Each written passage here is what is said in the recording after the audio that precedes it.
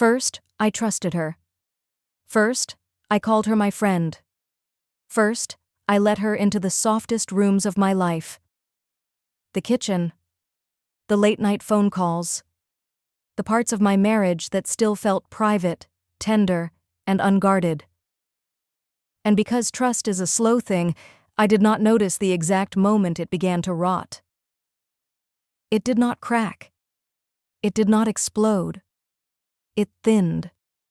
Like paper left too long in damp air. Like a voice becoming unfamiliar to itself. Like a hand that still looked like a hand, even after it had stopped offering anything real. I met Claire 3 years into my marriage to Daniel. She had a way of making ordinary spaces feel confidential. She spoke softly, with perfect timing, as if she had already measured the distance between her words and the listener's nerves. She laughed with one hand near her mouth, like she was always one step away from spilling a secret.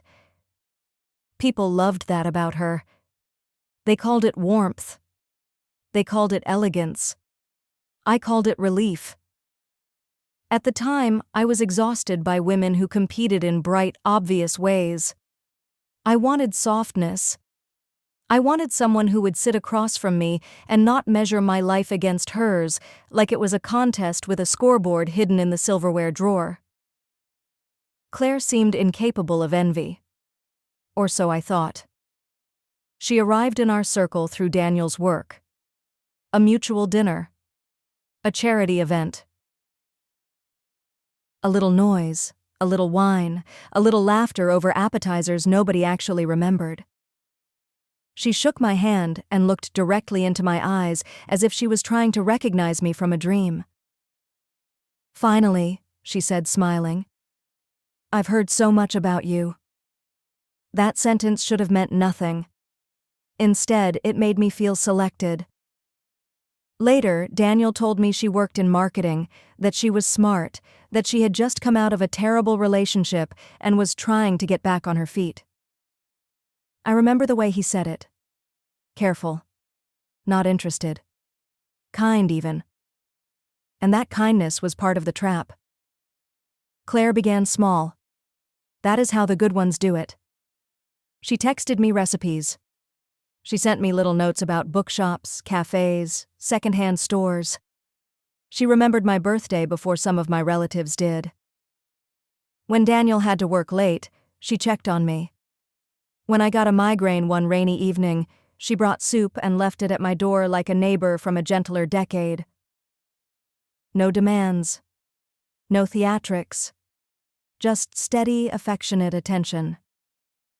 And attention is intoxicating when it comes wrapped in innocence. At first, I admired her confidence around Daniel.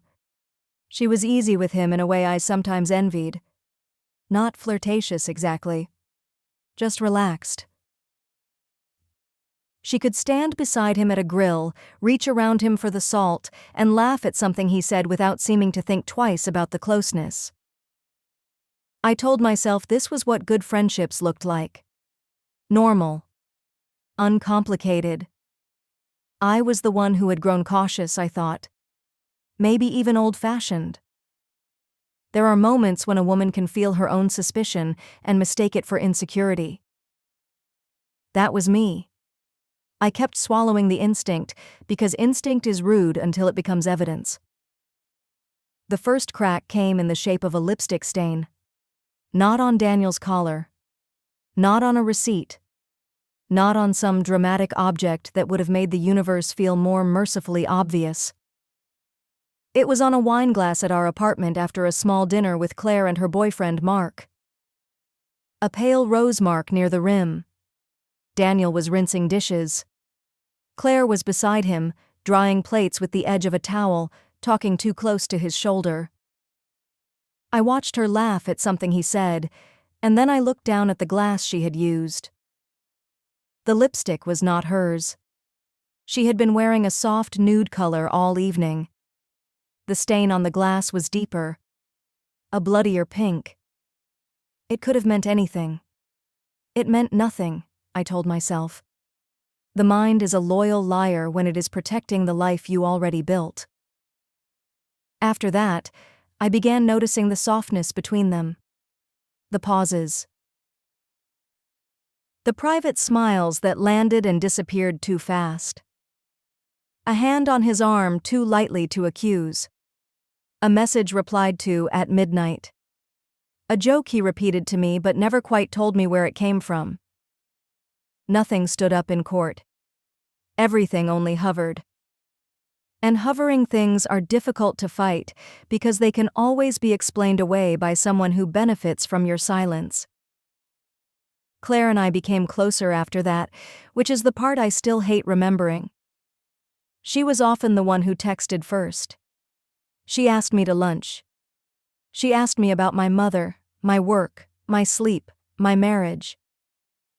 And she listened with a face so open that I began giving her pieces of myself before I knew she had earned them. I told her Daniel and I had been arguing more. Nothing dramatic. Money. Chores. The usual weathering of intimacy. She placed her hand over mine and said, "That's marriage. Not the end of love. Just the part where people get tired." I should have heard the warning in that. Instead, I heard understanding. She was so good at borrowing your language and returning it to you polished. You think you are being seen. In reality, you are being studied. Daniel changed first in ways I could not prove. He became attentive to his phone. Not openly secretive. Worse. Casual. The kind of casual that requires practice. He turned his screen away with the smoothness of a man not trying to hide, only to reduce exposure. His passwords changed. His schedule became littered with meetings that kept him out late. There was always something due, something urgent, something he could not explain in detail without sounding annoyed. And Claire, with her gentle voice and perfect timing, was always nearby. At group dinners, she sat where she could catch his eye.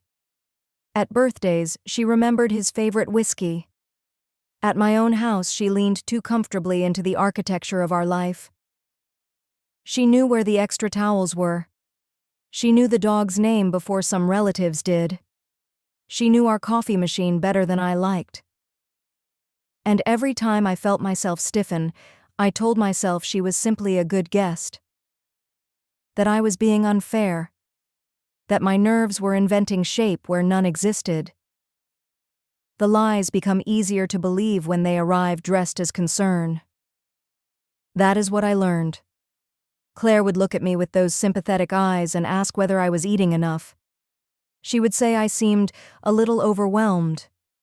She would suggest I take a weekend away, just for myself. She said this kindly enough that I thanked her for caring. What she was doing, I understand now, was building a portrait of me as unstable before I had even found the evidence. A woman who questions too much. A wife who misunderstands. A friend who is going through something.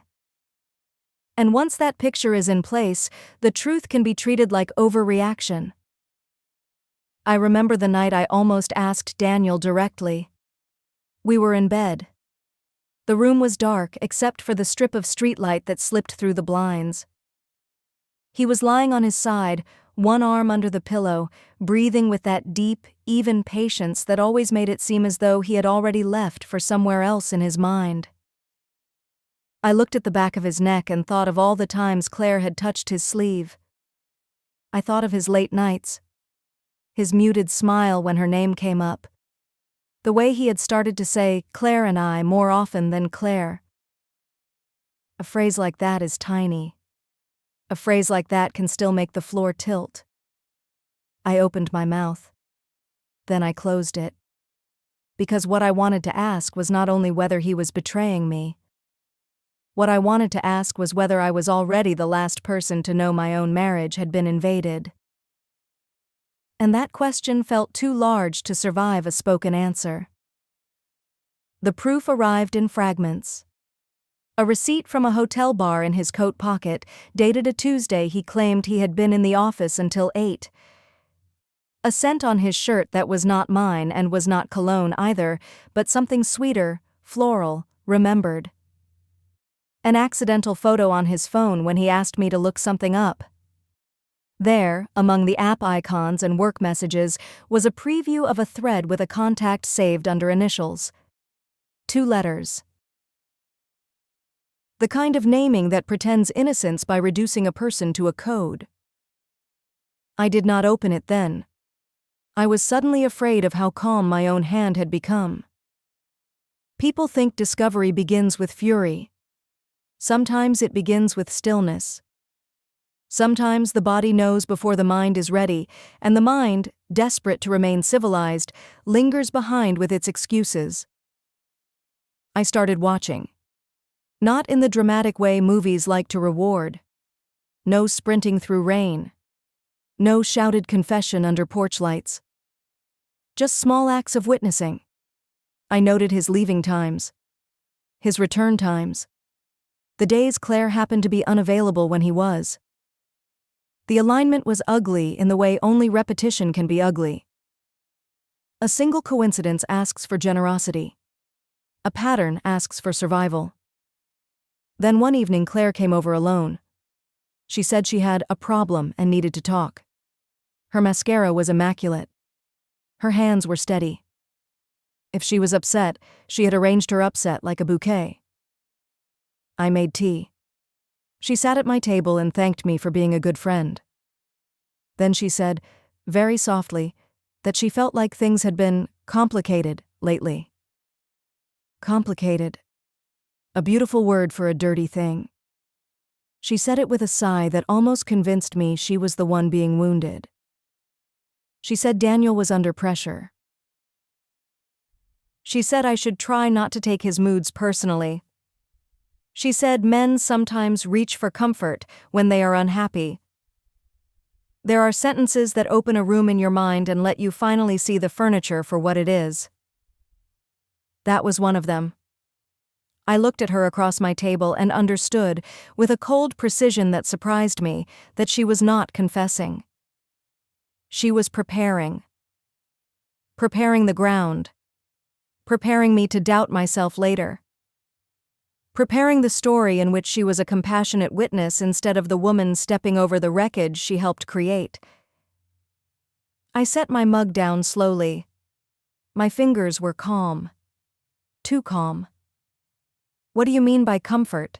I asked. And Claire smiled as if I had asked a foolish, innocent question. As if I had not already heard enough to know the answer. That smile is still in me. A tiny, sealed thing. A lid closing. She did not answer directly.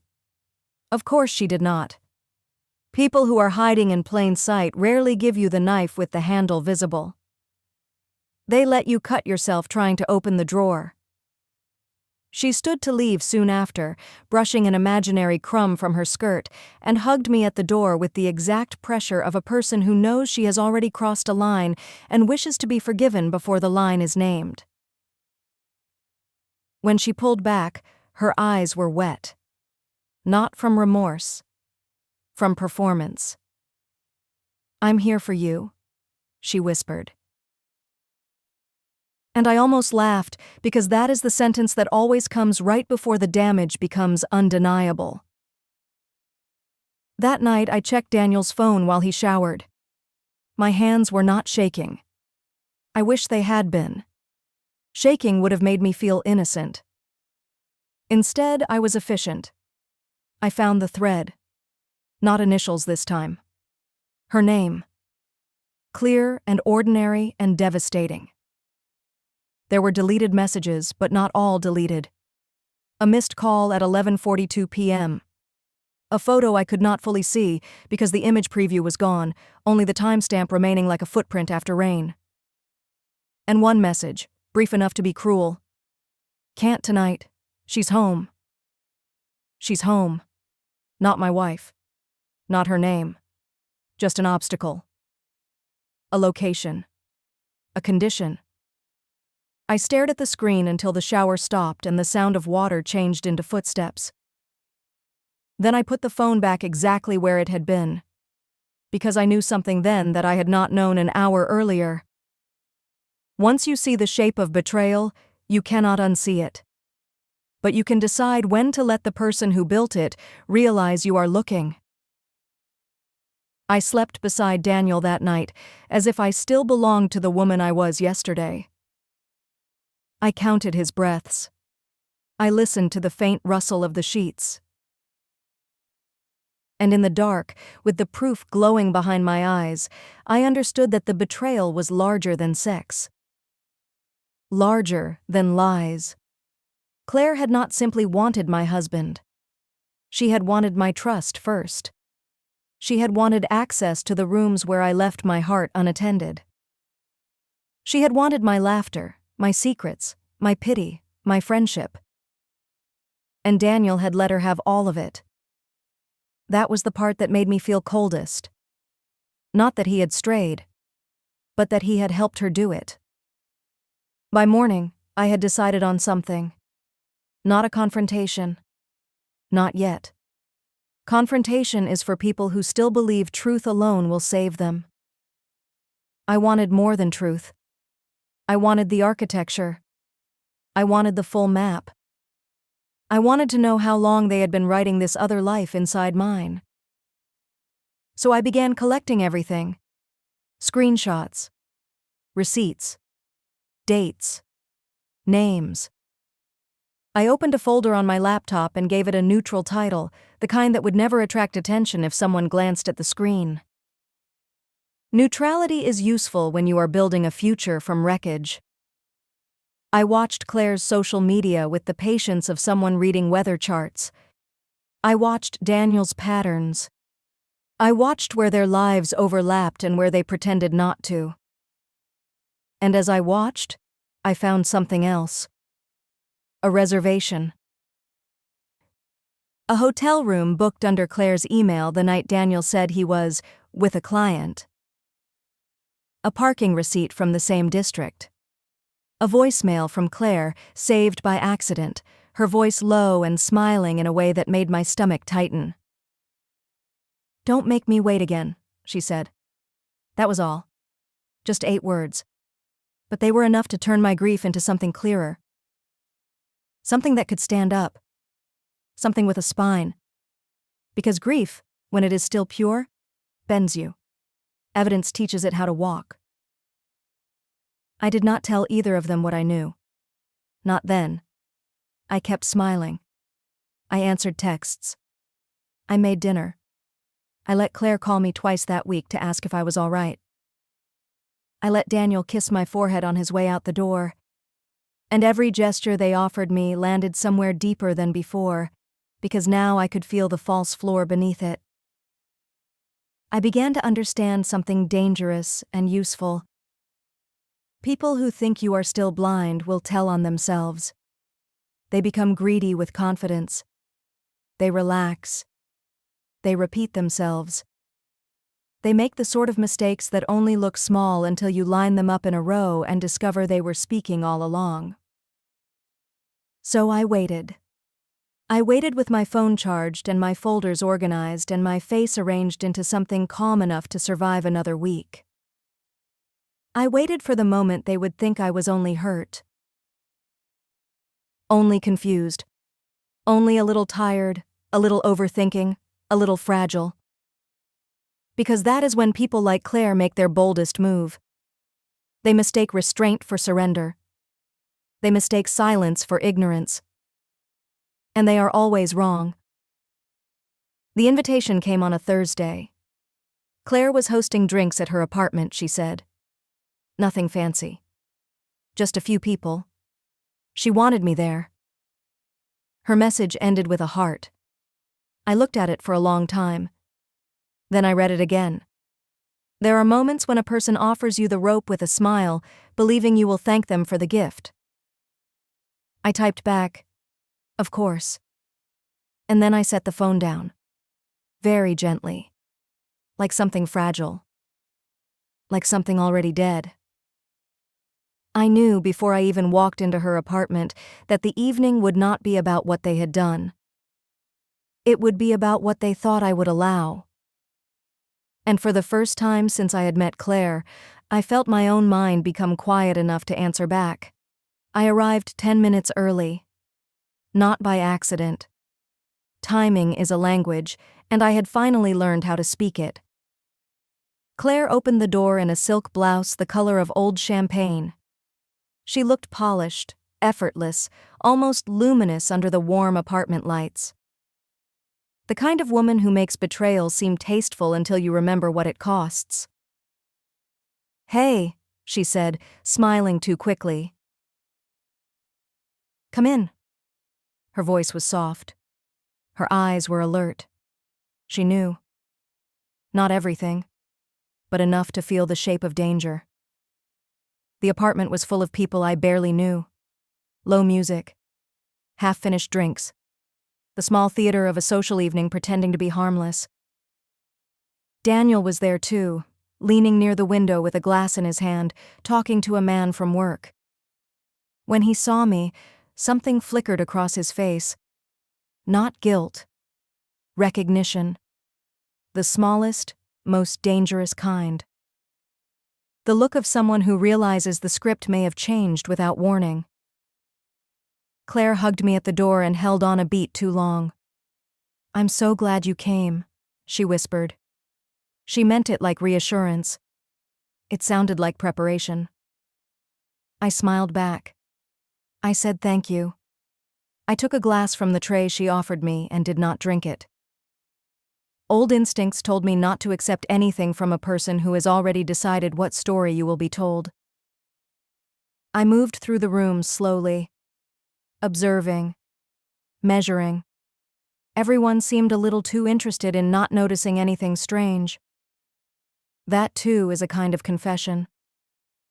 People can feel tension before they can name it. They soften around it.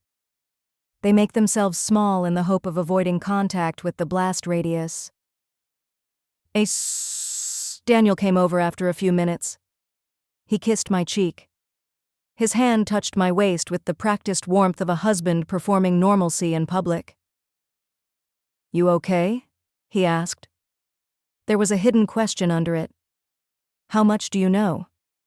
I looked at him and felt something in me go very still. Not cold. Clear. "I'm fine," I said. And because my voice was calm, he believed me enough to relax. Claire called everyone toward the living room around 9. She had arranged a small cake for someone's promotion, though nobody seemed especially interested in cake. It was only a reason to gather. A reason to move bodies into the same room. A reason to make what came next seem like a coincidence. I knew then that she planned to control the shape of the night. That was her flaw. She always wanted to choreograph the moment people saw the truth. She loved arranging the lighting. She loved being the one who opened the curtain and then acted shocked by the stage. When the room settled, Claire lifted her glass. She smiled at me first, then at Daniel, then at the small group of witnesses she had unintentionally gathered. Her face was composed, luminous, almost tender. "I just want to say," she began, "how much I appreciate the people who are here for me." A faint hush passed through the room. She lowered her gaze for just a second. Then she added, "Sometimes life gets complicated, and what matters is who stays kind through it." There it was again. Complicated. Kind. The language of someone trying to dress a wound she made herself. She turned to me. The expression on her face was almost pitiful. "I know things have been difficult for you," she said gently. A few heads turned. Very subtle. Very deliberate. I understood instantly what she was doing. She was building me into the unstable one before I could speak. She was trying to frame the story with her tone before the facts had a chance to breathe. And because she thought she still had me trapped inside politeness, she smiled again, ready to let me sink in public. So I reached into my purse and set a stack of printed pages on the coffee table. Not dramatically. Not fast. Just carefully. Receipt copies. Reservation records. Message screenshots. Dates. Times. Names that had once tried to pass as innocent. The room changed immediately. Not with shouting. With gravity. People leaned back. Someone stopped chewing. Claire's smile did not vanish. It froze. And in that frozen smile, I saw the real woman for the first time. Not warm. Not gentle. Not misunderstood. Just cornered. Daniel said my name, warning and pleading in the same breath. I turned to him slowly. "You can speak after me," I said. My voice sounded strange. Not loud. Not angry. Worse for them. Certain. I told the room the simplest version first. That my husband had been lying. That my friend had been lying too. That they had built something private out of my trust and then expected me to remain grateful for the furniture. No one moved. Claire opened her mouth, but I did not let her begin. I held up the printed messages. The room was so quiet I could hear the ceiling fan turning. "Read them later," I said. "Or don't. It does not change what they are." One of the women near the wall looked at Claire as if seeing a stain spread under fabric. Mark, her boyfriend, had gone pale. He had the expression of a man who suddenly understands that the relationship he thought was slightly off has actually been split at the root for months. Claire recovered first. Of course she did. People like her live on recovery. She put a hand to her chest and looked at me with trembling disbelief, so convincing it would have worked on someone less prepared. "You're upset," she said softly. "You've been stressed for weeks. I know this feels real to you right now, but nothing," I said. And she stopped. Because she heard it. Not the words. The loss of control. The moment when the audience stops being a shield and starts becoming a mirror. Then Daniel spoke. He tried to make it smaller first. A misunderstanding. A boundary issue. A friendship that had gone too far emotionally before anything else. That phrase almost made me laugh. As if betrayal becomes cleaner when you rename the room it happened in. As if the hand on the skin matters less than the intention behind it. "No," I said. "Say it plainly." He stared at me. His jaw worked once. The room held its breath. And finally, under the weight of everyone watching, he said the words neither of them had wanted to say alone. Yes, they had been sleeping together. For months. Long enough to build habits. Long enough to lie with ease. Long enough for Claire to look me in the face, eat my food, sit in my home, and call me friend while taking what she thought I would never protect properly. I felt the room tilt, but only slightly.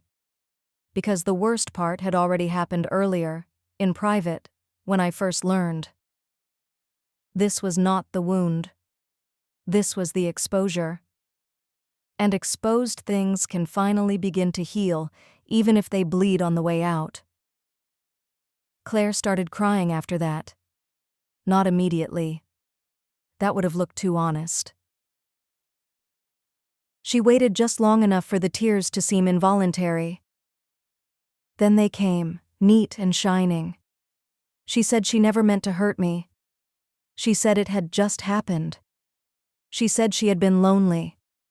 She said Daniel was the one who pursued it. Daniel said Claire had made him feel seen. Daniel said our marriage had been cold. Claire said I was shutting people out. Every sentence was a small attempt to hand the blame back to the woman who had been standing in the dark while they made their choices. I listened to all of it without interrupting. Because suddenly I understood something crucial. Neither of them was speaking to me anymore. They were speaking to the room. To the public. To the version of reality where the loudest explanation can still win if everyone else is too tired to examine it. But I had not brought evidence to win an argument. I had brought it to end a script. So when Daniel asked if we could talk privately, I shook my head. "No," I said. "You had private. That is why we are here." The woman beside the lamp covered her mouth. Someone else looked away, embarrassed by the intimacy of witnessing the collapse of someone else's life. I almost pitied them. Almost. But pity requires distance, and I was too close to the wreckage to be generous with it. I asked Claire one question only, the one I had carried for days like a weight in my throat. "How long were you planning to keep being my friend while doing this?" She looked at me for a long second. And in that second, all the softness dropped away. Just for a blink. Long enough to reveal the answer. Long enough for me to know she had never considered friendship sacred at all. It was a door to her. A tool. A way in. Then the face returned. The tears. The trembling mouth. The performance. But I had seen enough. That was the problem with trust once broken. It does not come back as innocence. It comes back as pattern recognition. I left before midnight. I did not slam the door. I did not run. I walked out with my head high enough to hurt. No one followed me. That stung more than if they had. Outside, the air was sharp and clean. The city smelled like wet pavement and distant traffic. For a moment I stood there with my hands in my coat pockets and listened to my own breathing. I had imagined this moment 100 different ways. I had imagined screaming. I had imagined collapsing. I had imagined begging for the kind of explanation that could restore the outline of my old life. But what I felt was something else. Not relief. Not yet. Alignment. As if some internal compass had finally swung true after spinning for too long. In the days that followed, they both tried. Daniel called. He texted. He said he was sorry. He said the affair had been a mistake. He said he loved me. He said we could go to counseling. He said he had ended it with Claire. Claire sent a message too, long and fragrant with regret. She said she never wanted to come between us. She said she had been a mess. She said she hoped I could someday forgive her. I did not reply to either of them at first. Silence is not weakness when you are using it to build a wall. Then I met a lawyer. I gathered the rest of the documents.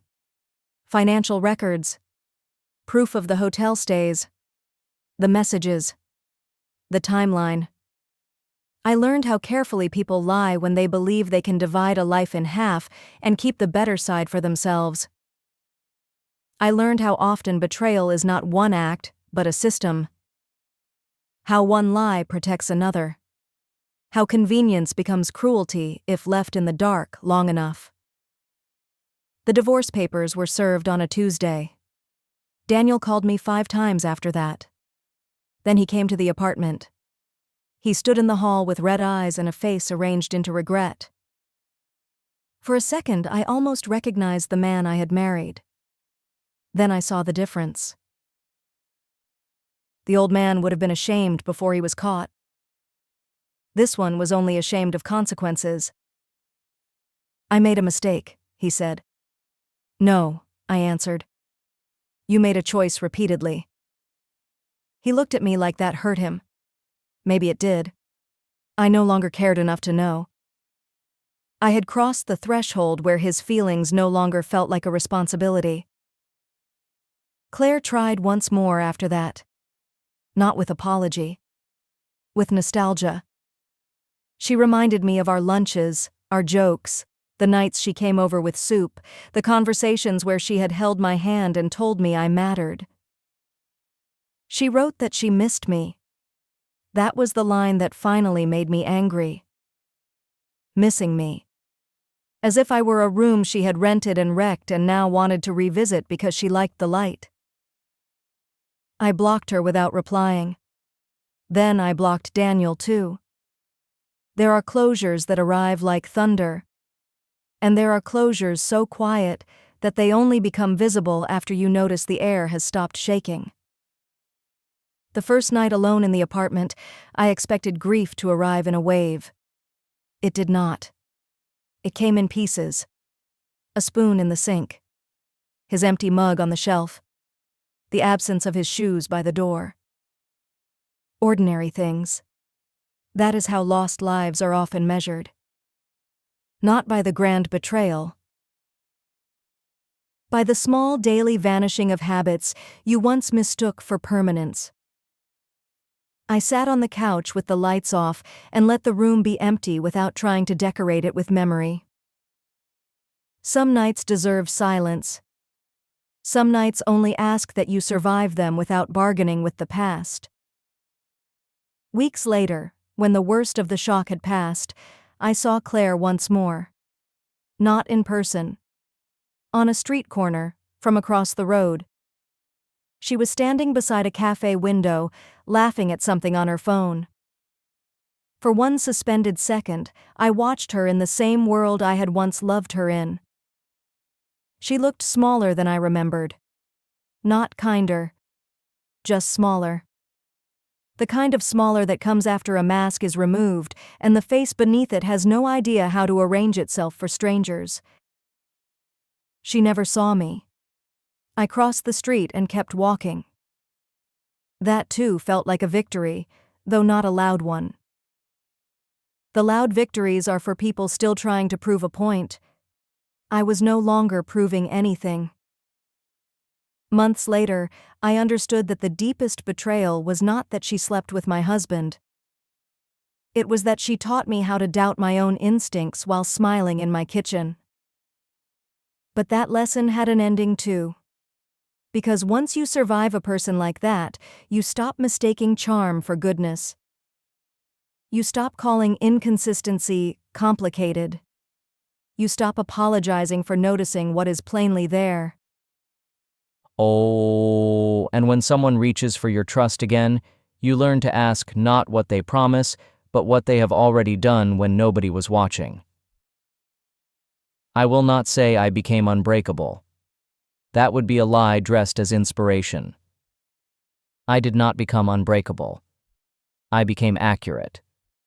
I learned the difference between loneliness and manipulation, between intimacy and access, between a friend and a woman waiting for the right moment to cut. And in that accuracy, I found something better than innocence. I found myself. If you listened closely, there was never a grand explosion. Only a series of small, undeniable revelations. A lipstick stain. A message. A reservation. A smile that lasted a second too long.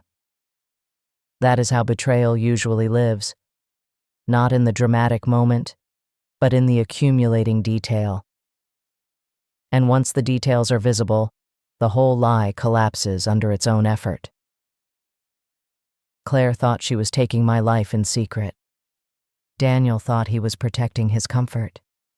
Neither of them understood that the person they underestimated most was the one who kept watching.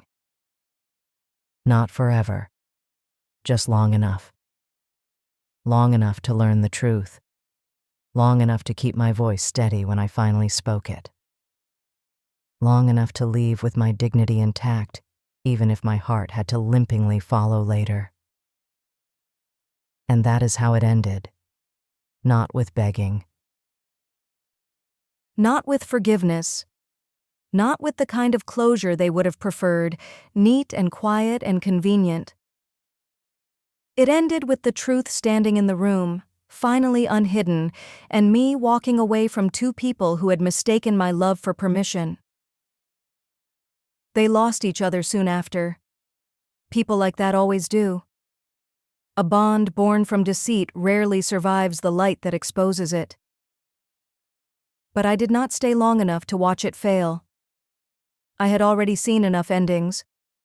I preferred my own.